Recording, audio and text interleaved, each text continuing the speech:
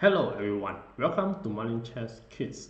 Today I show the gameplay by Michelle and Mariana, and this beautiful game complete in only 28 moves. And let's see how the game play. The game starts with the pawn to e4, e6, d4, d5, and now knight to d2.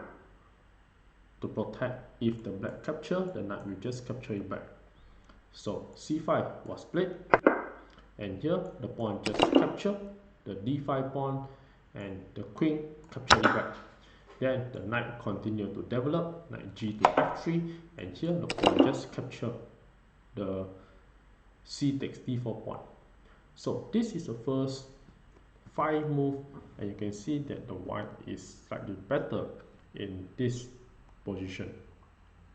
Then bishop continue to play bishop c4, and this is a critical path to play from f1 to c4, then to b3 and back to c2, and continue have the attack at the pawn at h7.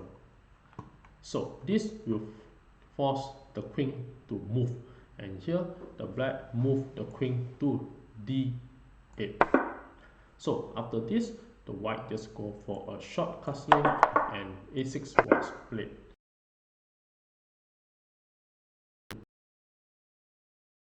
And attack the d4 pawn.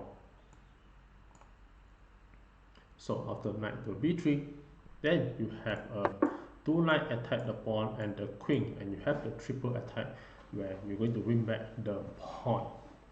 So after this, the knight c6 was played, and now knight just capture and knight capture, then the knight capture again.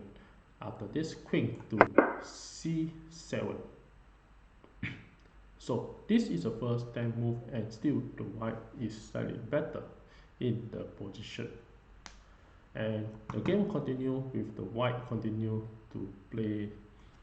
The queen is attacking the bishop, so the queen just move away to b3, bishop b3.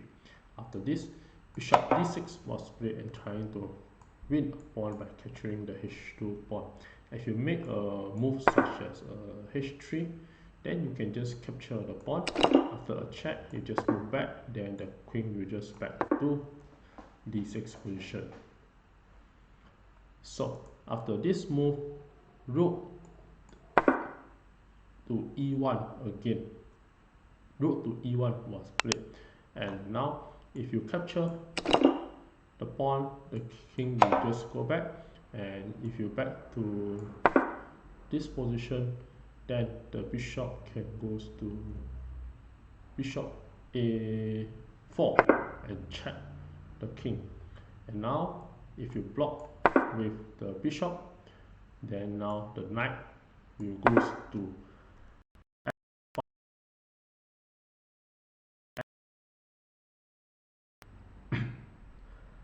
at g7, and also you attack the bishop. So now if you move away the bishop, such as bishop to f8 to protect the pawn, then you can just use bishop continue to attack the queen, and if your queen move back down, then you can just continue to attack with the bishop again, and your queen goes to c8, then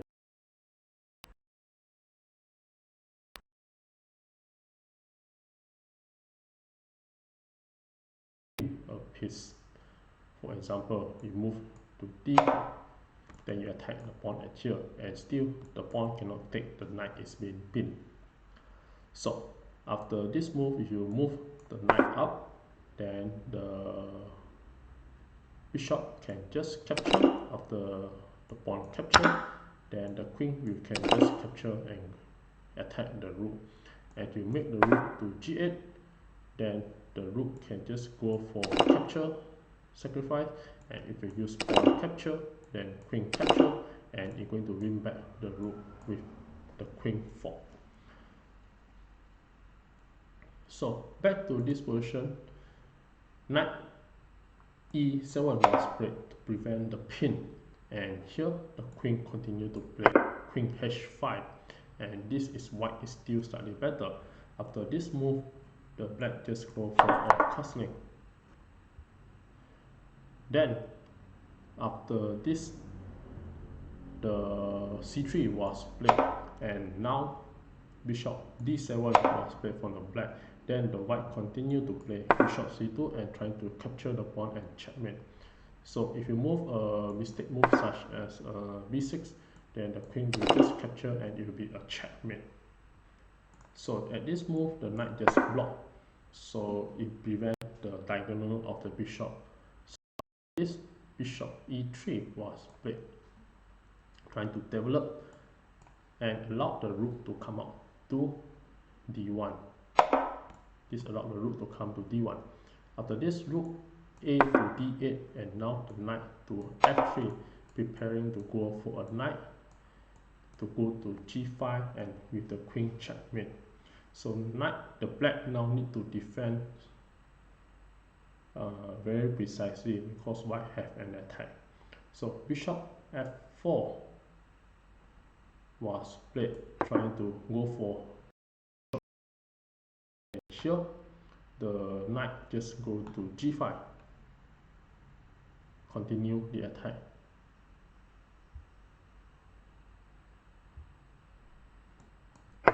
And here the bishop just capture and the bishop just capture.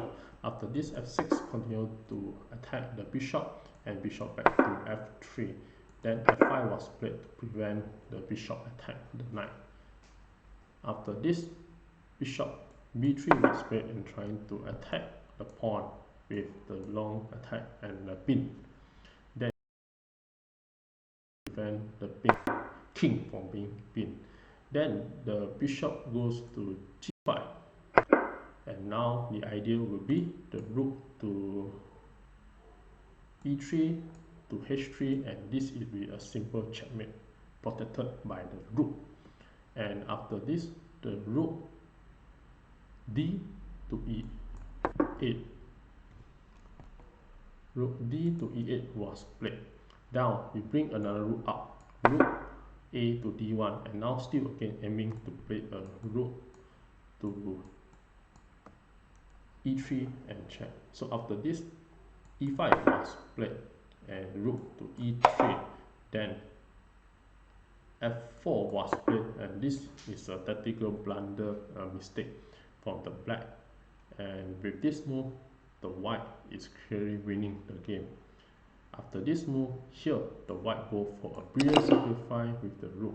So after this move, the queen just capture, and now rook to h3, and the queen going to capture the h7, and it's going to be a checkmate. After this move, h6 was played, and here the bishop just capture, and now you have the open attack, and the bishop is capturing, attacking the square at g8. And it will be going to be a checkmate in the field move, and definitely it's a clearly winning for the white. So after this move, the queen goes to, and with this move here you have a one move and it will be a checkmate.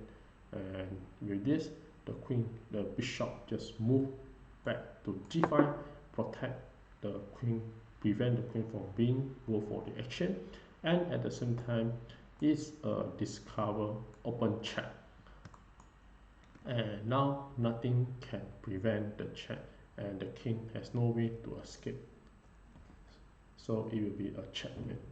And at this position, another suggestion that you can play would be rook to e6 to block the check. So with this, the queen attack, then the king can either just capture or just move. If you capture the bishop, then the queen will just come to check, and now if the king move up, then the queen will just capture the queen, and still after winning the black queen, the white is still winning the game. So the very beautiful idea in this game is the rook to e3, h3, and it will be a checkmate. And this rook is ideal to sacrifice and prevent the bishop to attack the diagonal at h3. And with this, thank you.